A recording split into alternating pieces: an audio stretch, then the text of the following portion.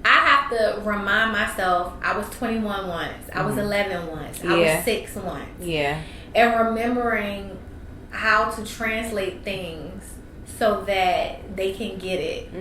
You know, and I'm not beating them down, but I'm saying it to them out of love and direction. That sometimes we got to spare the rod. Yeah. You know, sometimes we got to give them the ride. Yeah. Yeah. But it's really important to, I guess, what I'm learning is taking the good with the bad. You know, or the highs and the lows, or the ups and the downs. You know, parenting is a lot. The sacrifice, the tears, the disappointments, but the milestones, those moments that unfold where you realize, like, dang, you really was listening to me. Yeah. Those are the joys, you know, when they have avoided a snare and they have avoided a pitfall and they come to you and they're like, I get it. Yeah. You know, those are the moments I hope I'm around to see. Yeah. And I have been around to see some, and I hope I'm around to see more. You know, because it's a whole lot of snares and pitfalls, you know, for our kids. And so I'm learning to be in the moment and less frustrated with the scenario and grateful that I get to share it and guide them and just be present in it. You know what I'm saying? Give an example of that. So like recently well, my children are always, they're very inquisitive. They get that from their mother. You know, that's why I'm so smart, because I ask a lot of questions. But just like the little things, moments where they're, like my boys, for example, they like to fight with each other sometimes. And I used to just be angry, like pulling them apart, yelling at the oldest one, because I'm like, you know better. And then instead I'm separating them and I'm taking that breath real quick and I'm like, hey, and I'm getting down on their level and I'm like, and I tell my 11-year-old all the time, he gonna have enough people in this world calling him names, taking stuff from him, trying to get over on him. Yeah. You are your brother's keeper. Yeah. You know what I'm saying? Yeah. At the end of the day, if something happens to mom, dad, sister, whatever, y'all have each other. Y'all are brothers no matter what.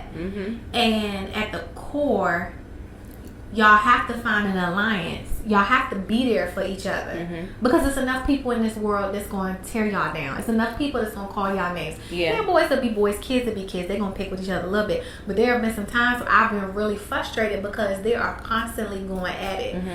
And instead of that moment where I would yell and send them to their room, separate them, it's like, no, okay, y'all want to fight? All right, I'm going to make y'all sleep in the same bed, in the same room for the rest of the week. That's what I was just about to say. That's exactly what I do. That's exactly what I do. Like, y'all can't get along now. I'm going to make you together so that y'all can figure that out. You know, I saw a while back, you know, kids would be in the same t-shirt if they weren't getting along. I do stuff like that. Now y'all have to be in the same t-shirt.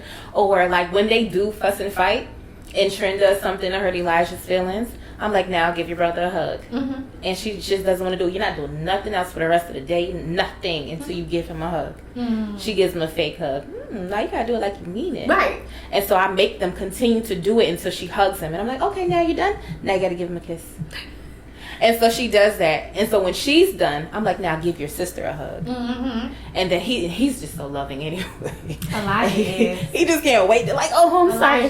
He is so yes. Cute. And then he'll go ahead and I'm like, all right, now give her a kiss. And he gets so excited and looking forward to doing that. And then he'll give her a kiss on the cheek. And so they both kind of seem grossed out. I'm like, okay, now hug again. Yeah. And I want them now to embrace each other at the same time.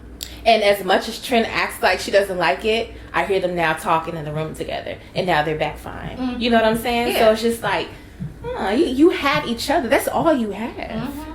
That's all you have. Yeah. And what you've done there is set the tone. So when they get older, they have a disagreement at some point. Maybe not that day. Maybe the next day. But at some point, one of them going to reach out to the other and be like, I'm sorry. Yeah. You know what I'm saying? What you doing? You know what I mean? Like, you trying to come over here, have lunch. You trying to meet up. You know, and that's what sibling stuff is about. Yeah. We ain't always gonna get along. We ain't always gonna agree. But at the end of the day, we have each other, and we have to foster that. And that's what I make my boys do, you know. And so just taking those moments, whereas before I would have lost patience, I'm like more grateful, more like, okay, Dalena, you was 11. Although I grew up as an only child, so I didn't really have sibling rivalry per se, and I've always had the luxury of being like, oh, okay, well, I got into it with that person. Oh well, you know. I can turn on I don't care real quick. But my kids have forced me to like deal with things and bring them to a close. Good, bad, or indifferent. You know what I'm saying? And so that thing that I'm teaching them, I didn't necessarily have. You know what I'm saying? So, I mean, that's what I mean by taking the good and the bad and just, I mean, I'm not a perfect parent. I'm not going to get it. I've dropped the ball many a times. Girl. Many a times. And so I'm just giving myself grace also as a parent, you know, and just accepting the fact that I'm not going to nail every lesson. I'm not going to get everything right. But just remembering to deliver those lessons with love with my kids. Remembering that I was a kid, a teenager, a young adult, and just giving them space to not turn into somebody they can't talk to. Yeah. And loving them through correction. You know what I'm saying? And that's really what this episode is about. You know, it's just that parameter of parenting. I like that. Oh my goodness. Light bulb. Ding, ding.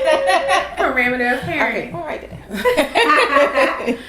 So if you're going through it with your kids and you're listening right now, or you're listening and you're watching, just know, like, just love them through it. Yeah. You know, because it could be worse. At least they're alive. Yeah. You're alive to experience it. You got another chance. Now. Yeah, you're alive. You know what I'm saying? They're alive. They're alive.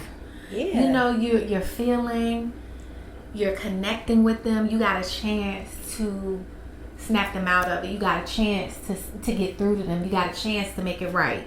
You know what I'm saying? And that's not to be taken lightly. Yeah. You know what I'm saying? And it's just giving them grace. The same grace that our God gives us. What I don't even deserve. At all. The same grace that our God has given us. You know what I'm saying? And just granting our children that grace. And loving them through and talking them through those hurdles. You know what I'm saying? Not giving up on them. Forever, ever. Well, thank you so much for listening and watching to another episode of Share Motivation Podcast. This is our weekly episode. Tune in next week and catch a brand new episode. See you next week. Bye. Bye.